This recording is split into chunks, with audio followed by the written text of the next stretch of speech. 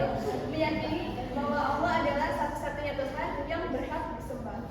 Nah, kemudian pada materi yang selanjutnya yaitu bab ketiga, yaitu menjadi hamba Allah yang berakhlak.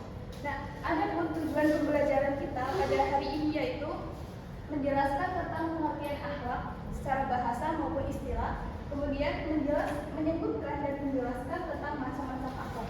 Dan kemudian terakhir adalah cara meningkatkan kualitas akhlak. Nah, sekarang apa sih itu akhlak? Kalian mesti pernah dengar kan? Akhlak itu apa? Ya, tingkah laku, kebiasaan atau perbuatan. Jadi secara bahasa, akhlak itu berasal dari bahasa Arab, yaitu al-akhlak, yang merupakan bentuk jama dari kata al-khuluq, yang memiliki beberapa arti, yaitu tabiat, budi pekerti, kebiasaan atau adat, kepergaraan, kesatriaan, dan kejantan. Nah, sedangkan secara istilah sendiri atau pengertian panjangnya, akhlak itu adalah suatu keadaan yang melekat pada jiwa manusia yang kemudian itu melahirkan suatu perbuatan-perbuatan tanpa adanya proses pemikiran, penelitian maupun pertimbangan. Maksudnya itu seketika. Jadi ketika perbuatan yang muncul itu adalah perbuatan-perbuatan yang baik dan terpuji, maka menurut pandangan Islam itu adalah akhlak yang baik. Nah, namun sebaliknya, jika perbuatan-perbuatan itu yang muncul adalah tidak baik, maka disebut dengan akhlak yang buruk atau tercela. Nah, kemudian sebagian ulama itu mendefinisikan akhlak. Ada sebuah hadis yang berbunyi al-akhlaqu hiya sifatun lisani adabiyah, yang artinya bahwa akhlak itu adalah sifat manusia yang terpuji. Nah, kemudian karena akhlak ini berasal dari manusia itu sendiri, maka adanya syarat perbuatan itu bisa dikatakan dengan akhlak. Karena tidak semua perbuatan yang kita lakukan itu adalah akhlak. Namun jika perbuatan yang kita lakukan memenuhi dua syarat berikut. Yang pertama, akhlak itu dilakukan secara berulang-ulang. Artinya ketika kita melakukan suatu perbuatan namun hanya sekali saja, itu belum dikatakan sebagai akhlak. Karena akhlak itu dilakukan secara berulang-ulang. Nah, kemudian syarat yang kedua itu apa? Syarat yang kedua itu perbuatan itu muncul seketika atau spontan.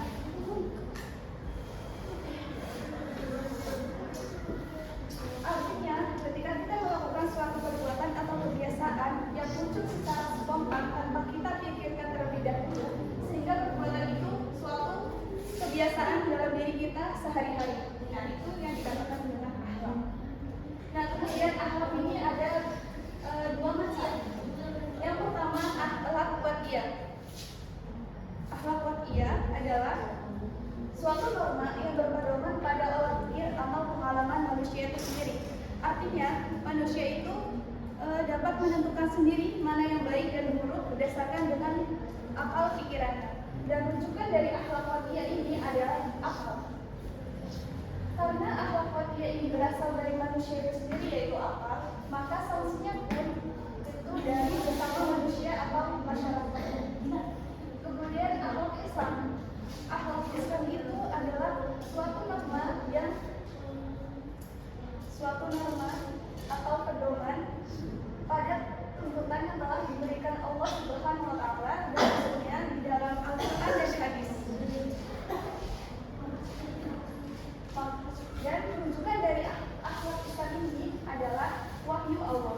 Dan karena akhlak Islam ini berasal dari wahyu Allah, maka sanksinya itu ada dua. Yang pertama, tentunya dari Allah. Ketika kita melakukan suatu akhlak Islam yang baik, kita akan mendapatkan pahalanya. Jika kita melakukan akhlak Islam yang buruk, maka akan mendapatkan dosanya. Kemudian sanksi yang kedua adalah dari sesama manusia. Ketika kita melakukan akhlak Islam yang baik, kita akan mendapatkan kebaikan atau kasih sayang dari manusia. Namun sebaliknya, jika kita melakukan akhlak Islam yang buruk, maka sanksinya pun dari manusia, bisa dikucilkan, dibenci, ataupun tidak dihargai di dalam masyarakat. Selanjutnya adalah ciri-ciri akhlak Islam. Jadi akhlak Islam ini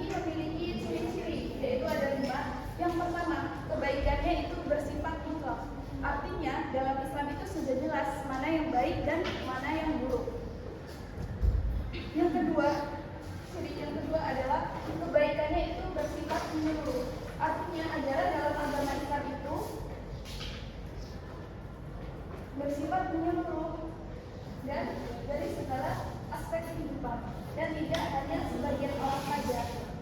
Nah, kemudian yang ketiga adalah tetap dan konsekuensial. Artinya akhlak dalam Islam itu tidak pernah berubah dari dulu hingga sekarang. Nilainya itu tetap sama, tetapi bisa kita terapkan dalam kehidupan kita sesuai dengan keadaan zaman kita. Lalu yang keempat, kewajiban yang harus dipenuhi. Jadi akhlak Islam ini karena berasal dari wahyu Allah, tentunya kita sebagai umat Islam itu harus melaksanakannya. Jika kita tidak melaksanakan akhlak Islam yang baik, maka kita sama saja dengan melanggar ajaran agama kita. Yang kelima, pengawasan yang menyeluruh. Setiap perbuatan yang kita lakukan di dunia ini itu selalu dilihat oleh Allah Subhanahu wa Ta'ala. Jadi maupun kita perbuatan kecil atau besar, terlihat atau tidak, semuanya dilihat oleh Allah dan mendapatkan balasannya masing-masing. Nah, kemudian bagaimana sih cara meningkatkan akhlak dalam Islam? Karena akhlak adalah berasal dari manusia yang terdidik, maka adanya cara meningkatkan kualitas akhlak. Yang pertama yaitu melalui perumpamaan atau tamsil. Jadi di dalam Al-Quran itu Allah itu sering memberikan perumpamaan supaya manusia itu jauh lebih mudah dalam memahami sesuatu. Karena memang secara fitrahnya manusia itu lebih mudah memahami sesuatu kalau ada contoh atau gambar yang ada di kehidupan kita sehari-hari. Betul Kak? Betul. Nah, dengan adanya perumpamaan ini atau tafsir, kita itu jauh lebih mudah memahami sesuatu yang ada di kehidupan kita dan kita bisa terapkan dalam kehidupan kita. Contoh dari perumpamaan, Allah itu memberi salah satu contohnya di dalam Al-Quran, yaitu Allah memberikan suatu perumpamaan tentang sesuatu yang lemah seperti laba-laba dalam surat Al-Ankabut ayat 41, maaf. Nah, kalian bisa cari sendiri ayatnya. Nah, di sini artinya yaitu perumpamaan orang-orang yang mengambil perlindungan selain kepada Allah seperti laba-laba yang membuat rumahnya. Dan sesungguhnya rumah yang paling lemah adalah rumah laba-laba. Kalau kalian mengetahuinya, itu adalah artinya. Dan dari ayat itu Al-Ankabut ayat 41, kita itu belajar bahwasanya selain kepada Allah, kita itu tidak memiliki kekuatan yang sesungguhnya. Diibaratkan sebagai rumah laba-laba yang kelihatannya ada, tapi sebenarnya itu sangat lemah dan mudah rusak. Nah, kemudian kita yang kedua, melalui keteladanan atau disebut dengan uswatun hasanah.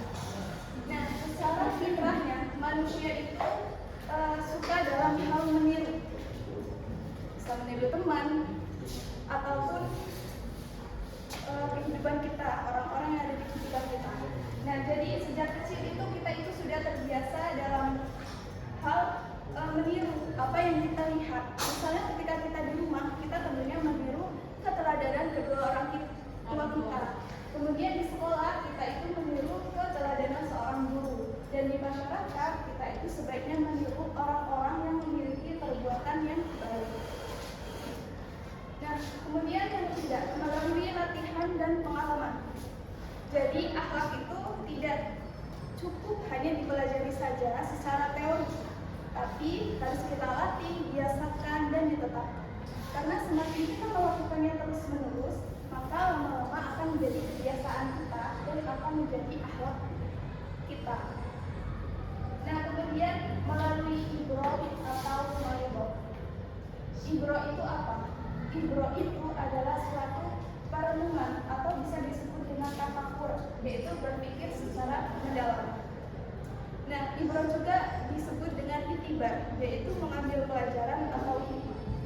Jadi dapat kita pahami bahwa ibro ini adalah suatu kondisi psikis yang menyampaikan manusia untuk mengetahui intisari dari perkara apa yang dia lihat, saksikan dan diperhatikan, serta diputuskan oleh manusia itu secara nalar, sehingga itu dapat mempengaruhi hati dan menjadi tunduk kepadanya, sehingga mendorongnya untuk berperilaku yang baik. Jadi ibro ini adalah artinya kita itu dapat belajar dari suatu pengalaman lalu merenung atau suatu kejadian yang kita terjadi di kehidupan kita, dan dari situ kita bisa ambil pelajaran supaya akhlak kita itu jauh lebih baik akhlak. Kemudian Moido itu adalah saling menasihati dengan cara yang baik dan lembut. Artinya, atau bisa juga sebagai pengingat akan kebaikan dan kebenaran dengan cara-cara yang baik dan menyentuh. Sebelumnya seperti ini pada ngantuk ya. Lalu boleh kita SBG terlebih dahulu. Nanti silakan berdiri ya. Ikut sampaikan. Ya. Tepuk semangat. Alhamdulillah. Subhanallah. Allahu Akbar. Oke, sekarang berdiri semua ya, biar semangat jangan ngantuk lagi.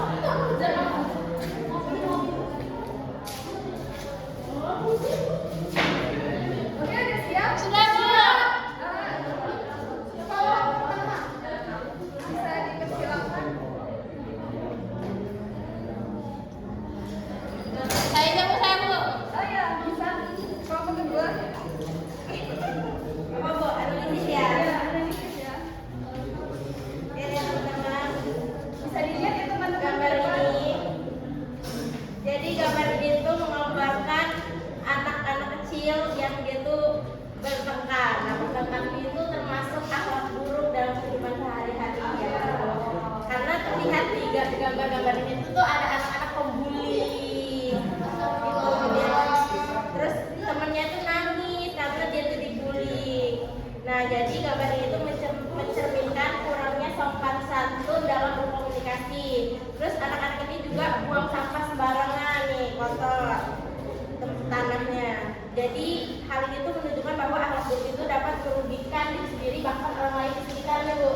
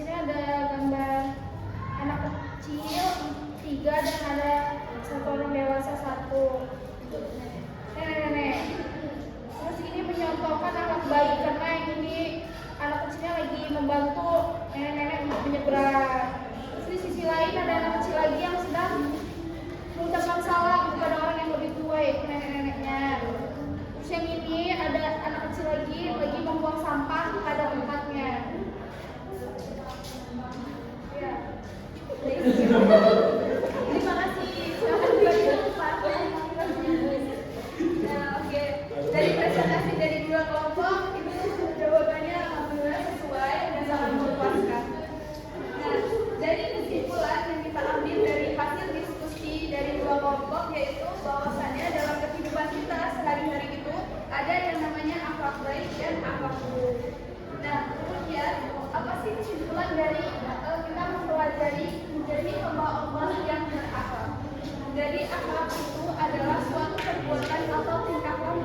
yang muncul secara spontan tanpa dipikirkan terlebih dahulu. Nah, kemudian dalam kehidupan kita itu ada akhlak baik dan akhlak buruk.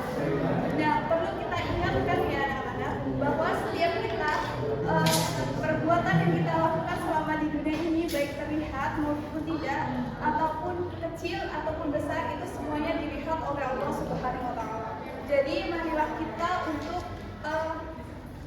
berakhlak yang baik menjadi lebih baik lagi setiap harinya.